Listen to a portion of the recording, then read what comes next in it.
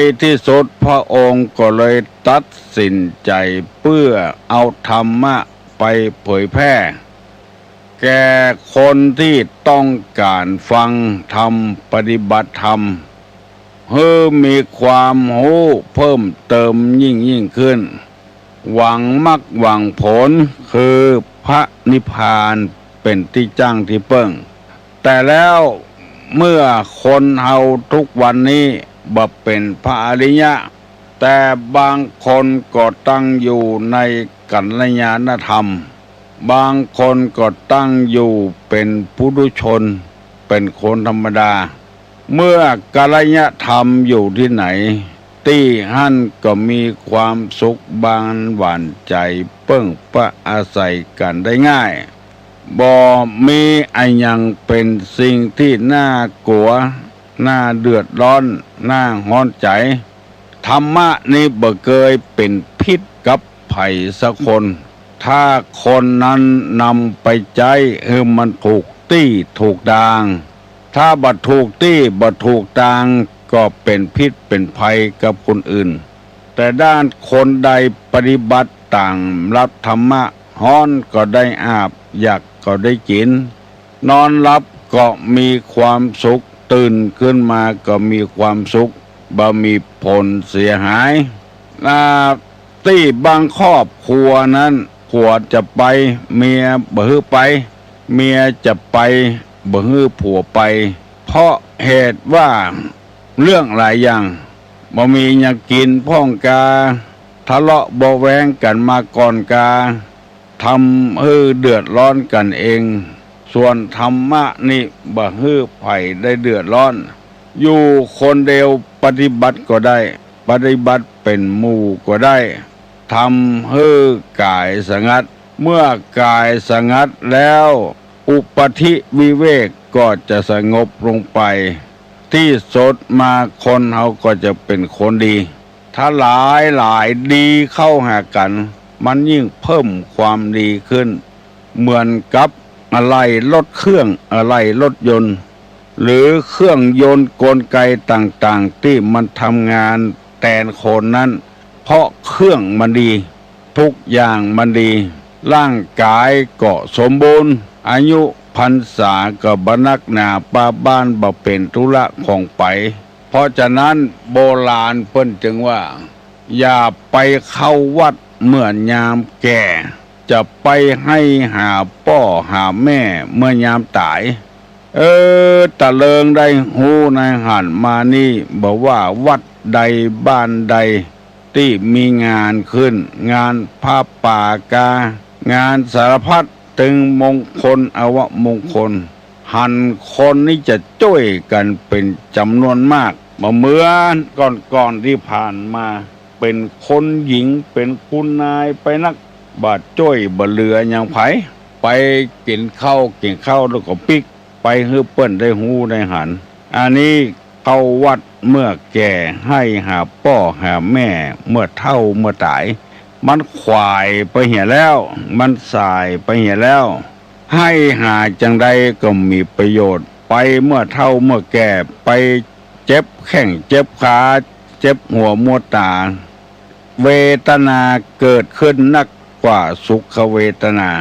จึงขอเชิญชวนมวลท่านผู้ฟังทุกคนและยินดีกับผู้คน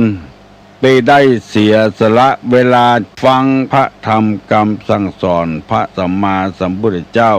เปิ้นว่าตุกมันมีประจำกูตัวคน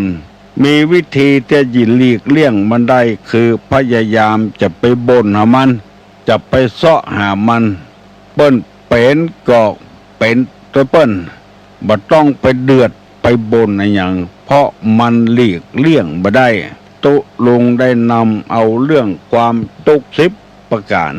มาบรรยายให้พี่น้องทั้งหลายฟังได้ข้อเดียวข้อที่ว่าสภาวะทุกข์อันนี้ทุกข์ไปตามสภาวะตามจำประจำของสังขารคือว่าทุกข์เพราะแก่เพราะเจ็บเพราะตายได้อธิบายไปแล้วมันตึงบ่พ้นไปได้สักคนเรียกว่าสามัญลักษณะ ลักษณะที่เสมอกันเป็นของสามัญชนคนรวยคนจนเจ็บหลังเจ็บเอวเจ็บแข้งเจ็บขาเจ็บหัวมัวตาปวดหั่นปวดนี่มีสิทธิเป็นเต้าเดียวกันหมดอันนี้เรียกว่าสภาวะทุกข์ข้อที่สองว่าปกิณณกทุกข์แปลว่าทุกข์จรข้อที่สามว่ามินิพพัทธทุกข์คือทุกข์เนืองนิดข้อที่สี่ว่าพยาธิทุกข์ทุกข์เพราะเป็นพยาธิข้อที่ห้าสันตาปทุกข์ทุกข์คือความร้อนลุ่มหรือลุ่มร้อนได้แก่ความกระวนกระวายข้อที่หกว่าวิปากทุกข์ทุกข์เพราะผลกรรมทุกข์เพราะวิบากข้อที่เจ็ดว่าสหคตทุกข์ทุกข์ไปด้วยหรือทุกข์เข้ามากำกับกันข้อที่แปดว่าอาหารปริเยถาทิฏทุกทิฏทุกทุกเพราะอาหารการกินเข้าไปแล้วทำให้เจ็บมือปวด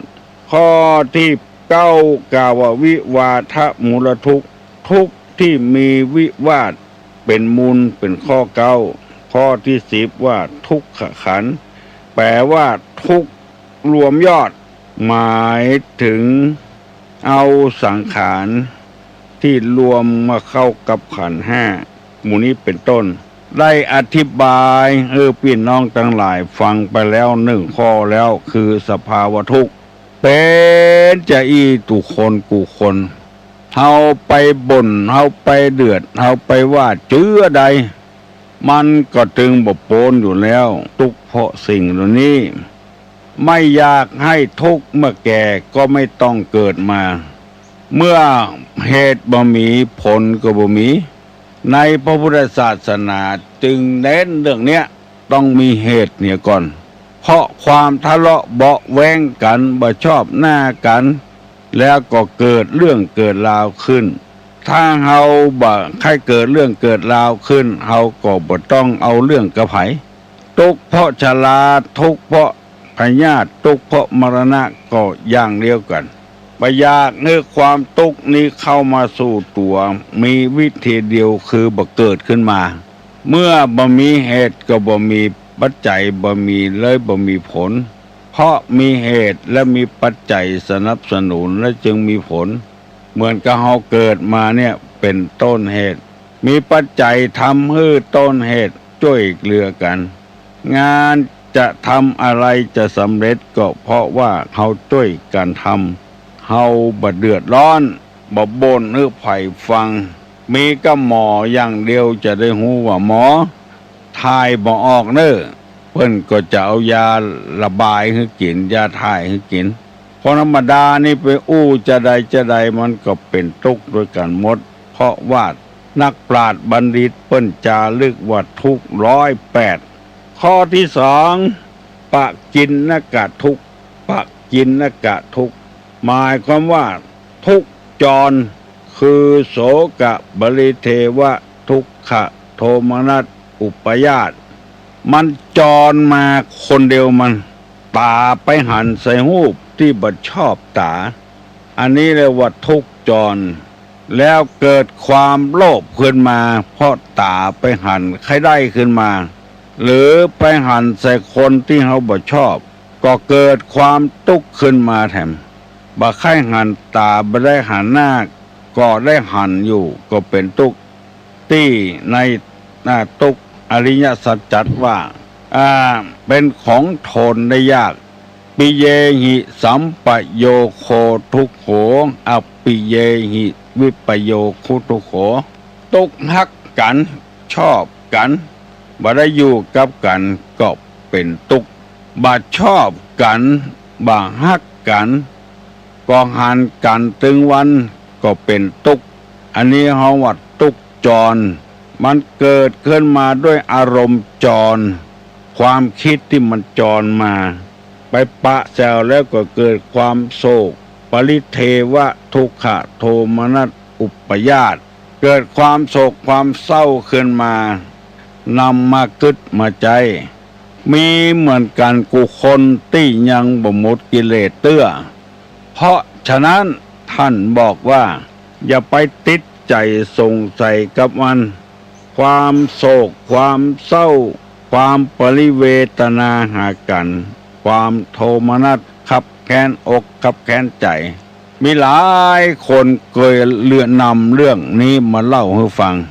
เฮาบ่ได้หันความดีของลูกของพ่อของแม่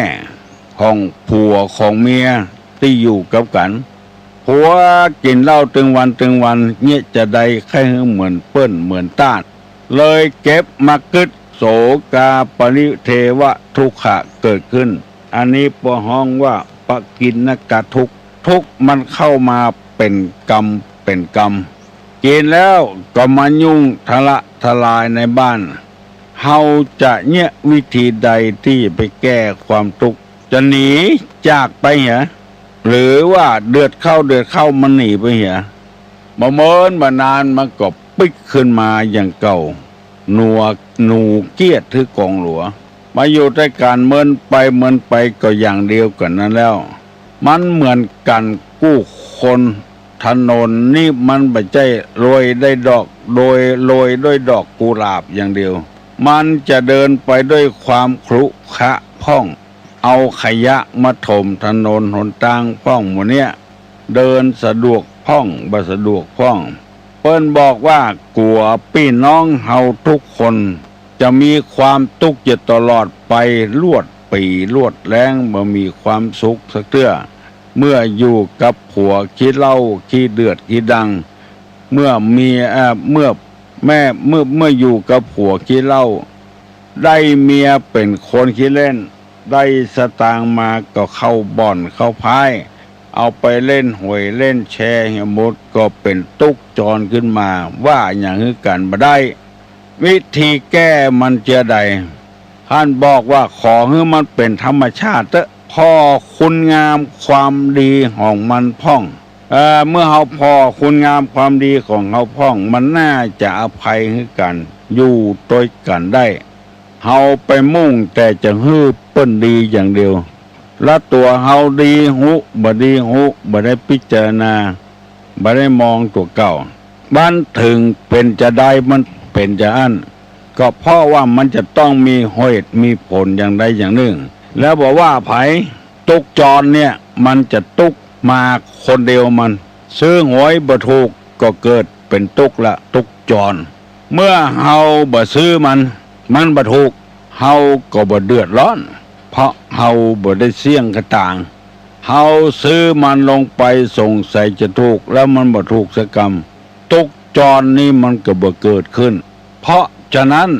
พ่อออกแม่ออกญาติกาวงศาทั้งหลายมันมีวิธีเดียวแต่อันที่บ่ฮือเกิดตุกนี่ขึ้นมาคือตัดไฟแต่ต้นลมเนี่ยสมมติว่าตุกกับผัวขี้เหล้าเฮาบ่เอาผัวกลัวมีเรื่องมีราวกันเอาอกเอาใจกันซักผ้าซักควงทำอาหารการกินมันบ่แล้วสักเตื้อกินแล้วยังบ่พอบ่นตัวแถมเดือดตัวแถมของกินบ่ล้ำอาหารบ่ล้ำเข้าบ่ล้ำตัวแถมตัดไฟเหี่ยต้นลมเลยอย่าไปดังมันขึ้นมาบ่ใครตุกกับผัวเกาะบ่เอาผัวละ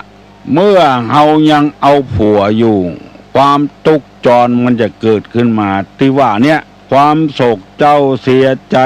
ความปริเวทนาความทุกข์ความโทมนัสความเสียใจย่อมเกิดขึ้นเป็นธรรมดาเมื่อเฮาบ่ใคร่ฮื้อไฟมันลุกเฮาก็บ่ต้องเอาหลัวบ่ต้องเอาไม้ขีดไฟมาสู่มันตัดปัญหาข้อนี้ไปเหรอเมื่อเฮางอมใส่มันนี่มันตึงเจือใดก็ต้องทุกวันค่ำอย่างคนที่บ่มีสตางค์เฮานึกว่าสตางค์เงินเนี่ยจะทำให้คนเฮามีความสุขบานหวานใจต้องการอันใดได้อันนั้นพอได้มาแล้วมันก็เป็นความทุกข์อย่างหนึ่งจะต้องระวังรักษามันจะต้องพอต้องคอยมันบ่ระวังรักษามันก็บ่ได้มันจะหายบ่พอบ่คอยก็บ่ได้มันจะต้องหายเปิ้นเดินดินกินหญ้าตึงวันเปิ้นบ่เดือดร้อนเพราะเปิ้นบ่เอาตุกมาใส่ตัวเสาะหาเรื่องหาราวมาใส่ตัว แล้วก็เกิดความเครียดความแค้นขึ้นมาบางเตื้อเปิ้นบ่ได้ว่าอย่างฮื้อตัวซักหน่อยไปโคนเอาจากหมอนั้นหมอนี้มามันเป็นความจริงเมื่อใดจะใดถ้าเปิ้นตอบถูกโคตรหรือเปิ้นธรรมะหมู่นี้เป็นต้นนั้นพระพุทธเจ้าเลยตัดต้นต่อมันเนี่ยลูกก็บ่อะไรใจคล้องเมียก็บ่อะไรใจคล้องทรัพย์สมบัติในเมืองกบิลพัสจะได้เป็นพญาเมืองแตนป้ออยู่แล้วก็บ่เอาเปิ้นฮื้อตัดไฟแต่ต้นลมเมื่อตัดอย่างอี้แล้วเฮาก็บ่มีตุกในอันนั้นใครได้ควายมาเลี้ยงนึกว่าจะมีความสุขก็เป็นตุกกับควายแถมละมัดเปิ้นไว้บ่ฮื้อน้ำเปิ้นก็บ่ได้ต้องเอาน้ำให้เปิ้นกินมัดเปิ้นไว้บ่ฮื้อหญ้าฮื้อเฟืองก็บ่ได้จำเป็นต้องไปเสาะมาเอามาฮื้อเปิ้นกินฮื้อเปิ้นอ้วนท้วนสมบูรณ์ใจการใจงานเปิ้นที่บ่ตุกกับควายเพราะว่าควายเปิ้นบ่มีเปิ้นบ่ตุกกับหมูเพราะหมูเปิ้นบ่มีพอได้มาแล้วความตุกจรที่เฮาว่าเนี่ยปักกินนกะทุกเนี่ยมันจะจรมาคนเดียวมันจรมาคนเดียวมันเมื่อเป็นอย่างนี้แล้วจะไปบ่นจะไปเดือดได้อันใดมาเป็นทุกข์อันนั้นบ่ออกไม่ออกลองสังเกตพ่อพระพุทธเจ้าเปิ้นหันว่ากลัวทุกข์จรจะลงมาตันแล้วการปั้มเป่งจิตภาวนาปรารถนาอยากเป็นพระพุทธเจ้ามันจะบ่เกิดขึ้นจะมีขึ้นเพราะเฮามัวไปตุกกระวนกระวายกับสิ่งเหล่านี้เมื่อได้แล้วมันต้องเป็นทุกข์กับมันแล้วหันเปิ้นขี่รถกันเป็นสมบัติของเปิ้นเพราะเปิ้นมีปอซื้อเปิ้นก็ซื้อดาวก็ส่งเมินมันถูกมันบ่แพงเฮานี่มีเงินน้อยเดียวเอาไปดาวรถแล้วละเดือนต่อไปจะได้งานทำบ่ได้งานทำบ่ฮู้พอบ่ได้งานทำเกิดทุกข์จรขึ้นมาเวทนาโศกะปริเทวะทุกขะโทมนัสความเสียอกเสียใจมันก็เกิดขึ้น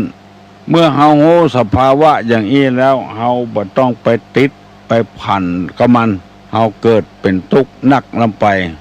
สมัยบัดเดี๋ยวนี้คนเฮาบ่ได้คุ้นเคยกับศาสนาคุ้นเคยกับวัดกับวาโหนความตกเข้ามาใส่ตัวอยู่เรื่อยๆถามว่ารถเก่ามีไหนมีฮะนะเตื้อใจไปไหนไก่มันบ่รู้ต่างตัวลุงก็ยังว่านะกะฟังเสียงมันก็ผ่อนแก้ผ่อนเอาก็ได้มันบ่เป็นหยังสำหรับคนที่มีจิตใจเข้มแข็งมันจะเป็นอันยังก็เพราะว่าคนมีจิตใจบ่เข้มบ่แข็งรถเก่าก็ดีซ่อมรถใหม่ก็ดีส่งหิหากาขายมาตึงเจ้นตึงจาดบ่มีอย่างลักทานเป็นของตัวสักอย่างที่บ้านก็บ่มีเฮือนก็เจ้าของเปิ้นอยู่แทนที่เฮาจะเสาะเงินเสาะทองหาที่บ้านที่จองไว้อยู่ยามเมื่อเฒ่าเมื่อแก่บ่มีเงินเดือนกินบ่มีเงินเดือนจะไปฮื้อกับเจ้าเปิ้นเฮาบ่ได้เกิดสั้นลำไปอาศัยเหตุผลดังเนี้ยพระพุทธเจ้าของเฮาจึงได้ตัดสินใจมีพระเมตตาธรรมแสดงธรรมให้แก่คนทั่วไปเพราะว่าคนนั้นจะเป็นไผจะเป็นเชื้อใดชาติใดป้อใจไม่ยิงเทศนาธรรมให้ฟังหมดพระองค์จึงมีเมตตาธรรมป้อนพบปนชาติไปแล้วบ่ได้มายุ่งกับทุกข์เหล่านี้ซึ่งมันตรงกันข้ามกับคนเฮาธรรมดาเนี่ยบ่มีเมตตาธรรมหันแก่ตัวหันแก่ได้ลองเปิ้นเฮียนแบบก็เดือดร้อนมีการฟ้องการร้องกันเอาสูตรในหนังสือสวดมนต์แล้วเอามาพิมพ์ขายแทนไม่แทนที่จะบอกว่าถ้าไผจะทำบุญทำทานอยากจะแจกหนังสือสวดมนต์นี่เอาพิมพ์ต่อก็ได้อันนี้ อ่านไปไปสงวนลิขสิทธิ์เนี่ยตัวคนเดียวนะเป็นคนพิมพ์ขายจะได้โรยเหี่ยคนเดียวมั่งมีสีสุขเหี่ยคนเดียวหนังสือบางเล่มอ่านจัดม่วนเป็นดีใครพิมพ์แจกจ่ายพี่น้องสืบสาวชาวบ้านจะได้ช่วยกันอ่านจะได้คลายจากความกำหนัดยินดีต่างๆกิเลสเบาบางลงไปอ่านไปสงวนลิขสิทธิ์ใครจะพิมพ์ต่อไปแจกต้องไปขอลิขสิทธิ์เก่าของเปิ้นเอาของเปิ้นมาขายกำอู้ของเปิ้นเอามาขายกำโหของเจ้าบ้านไปติดต่อขอเปิ้นเล่าให้ฟังเปิ้นเล่าให้ฟังตัวก็เขียนไปเอามาพิมพ์เป็นหนังสือเล่มน้อยๆสงวนลิขสิทธิ์เนี่ยเกิดความตุกข์ขึ้นมาคนใดถ้าไปพิมพ์ต่อเขียนต่อก็ต้องฟ้องต้องร้องกันละอันนี้มันทุกข์จรขึ้นมาถ้าตัดสินชนะหนึ่งคนหนึ่งก็ไปถูกข้อเขียเกิดทุกขเวทนาตุกจรขึ้นมาเจอจังอีกถ้ามีใจเอื้อเฟื้อเพื่อแผ่เหมือนกันหมดกูคนเหมือนกับพ่อกับแม่ลูกเต้าถึงวันเนี่ยกล้าใจกล้าจ่ายอาหารกลางวันก็ไปกล้าเทอมกล้าหน่วยกิจกล้าไอ้อย่างต่างๆบำรุงสถานศึกษาก็ไปเพราะเมตตาธรรมจากพ่อจากแม่ตกนั้นก็บัดจรขึ้นมาเพราะว่าเป็นหน้าที่ของเฮาที่จะต้องช่วยเหลือกันคนโบราณเปิ้นถนนว่าตี้มนักเพราะว่าเบิกได้ตามเปิงใจไผมีแหงเอาแหงไปขุดได้นักได้น้อยตามบ้าตามแหงของตัวบางคนมีแหงนักน้อยมีลูกมีหลานช่วยกันก็ได้ของนักตามเปิงอกเปิงใจ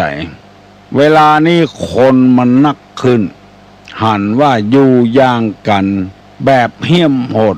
อันยังไปสงวนลิขสิทธิ์หมดบ่มีใจเอื้อเฟื้อเพื่อแผ่อย่างสักอย่างขายแล้วจะเอาสตางค์เข้าใส่กระเป๋าหมดบางทีเอาไปฝากเปิ้นขายบ่ได้ขายก็เกิดความทุกข์ขึ้นมาเสียดายของขายไปแล้วคนขายบ่สตางค์ก็เกิดความทุกข์มีพระพุทธเจ้าตนเดียวบ่ห่วงไอ้ยังสักอย่างเลยตัดห่วงที่เขาว่าหายโหงนั่นบ่มีความทุกข์ความยากไอ้ยังกลับไปพัวพันทุกข์จรก็บ่มีเกิดขึ้นตัดไฟเหี่ยต้นลมบ่ต้องให้มันมาพัวพันกับเฮาบ่อยากมีลูกมีเต้าก็บ่ต้องแต่งงานพอแต่งงานแล้วเกิดลูกเกิดเต้าขึ้นมาไปทำบดีประดักแทงออกไปเหี่ยกาไปฆ่าเปิ้นอยู่ในตองบัดใจว่าอยู่อย่างหน้าตาชื่นเบิกบานน่ะมันจะตุกจรขึ้นมามันจะมาค่ำขาลาวีขึ้นมาลงหนังสือพิมพ์ผัวอยู่บ้านเมียไปทำงานนอกบ้านเมินไปเกิดทุกข์จรขึ้นมาผัวเก่าก็มีผัวใหม่ก็มีเลยเกิดทะเลาะเบาะแว้งกันผัวเก่าอายุนักลำไปสู้บ่ได้โดนผัวใหม่ฆ่านึกว่าฆ่าผัวเก่าตายแล้วจะมีความสุขบานหวานใจจะได้ครองรักตัวกลับไปอยู่คอกเขียเมียก็เป็นแม่ไม้อยู่ตั้งหลังอันหนึ่งผัวเก่าตายผัวใหม่ไปติดคอกตัวเองก็เกิดทุกข์จรขึ้นมาว้าเวสู้เฮาปฏิเสธเหี่ยเลยบ่เอาไผละเนี่ยมันก็บ่มีแล้วทุกข์จรขึ้นมาเงินคำกำแก้วก็เช่นเดียวกันหากาขายปออัดกุ้มอัตภาพก็พอใจแล้วเฮาก็ได้อยู่ได้กินมีของใจมีไม้สอยมาแล้วบากบอยากบักกั้นอย่างมีพออยู่พอกินอยู่พอพลาดวางอย่างใดอย่างหนึ่งเกิดความทุกข์ขึ้น บ่ม่วนใจขึ้นหมู่นี้เป็นต้นเฮาบ่ได้ตัดลมพลัดไฟเหตุต้นลมเมื่อเฮาดังไฟขึ้นมาแล้วไฟนั้นย่อมจะฮ้อนเป็นธรรมดาจะกลัวป้อออกแม่ออกบ่เข้าใจเรื่องนี้คือเฮาตัวกลัวตุกกับหยังเฮาก็ปฏิเสธไปเหี้ยเลยกลัวตุกกับเงินกับทองบึดหมอหนึ่งมาขอบึดหมอหนึ่งมายืมเฮาก็บ่ต้องเมียมีพอกินพอจ่ายก็มีความสุขแล้วในทัศนะของพระพุทธศาสนาเพิ่นว่าฮือสันโดษคำว่าสันโดษนี่คือบ่โลภเอานักนำไปมีเท่าใดพอใจต้องอันมีร้อยพอใจร้อยมีหมื่นพอใจหมื่น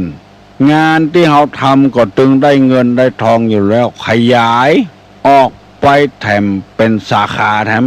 สาขาหนึ่งสาขาสองแล้วก็ความตุกข์ก็จรขึ้นมาแล้วโอกาสที่จะไปจำศีลกินทานเมตตาภาวนากวัดกวามันมีแล้ว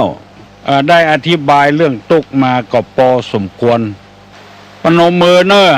จะปั่นปอนแล้วอายุวัฏโกธนะวัฏโกสิริวัฏโกญัสสะวัฏโกปละวัฏโกวันนะวัฏโกสุขวัฏโกโหตุสัพพตาทุกขโรกาปญาเวลาโสกาจันตุจุปัตตวาอเนกาอันตรญาปิวินาสันตุจเตจสาสปีติโยวัจจันตุสัพพโลโกวินาสตุมาเตภาวะตวนตาลาโยสุขีติคายุโกภาวะอภิวาทนะสีริสนิจังวุธาปจายโนจตาโลธรรมาวัฏันติอายุวันโนสุขังปะลัง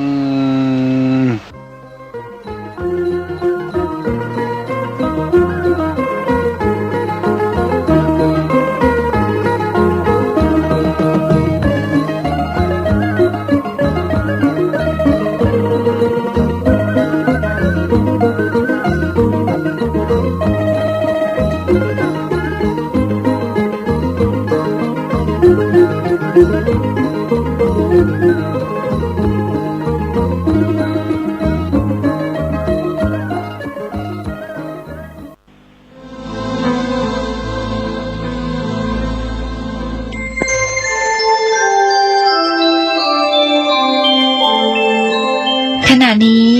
ท่านกำลังฟังสถานีวิทยุกระจายเสียง FM 104.5 เมกะเฮิรตซ์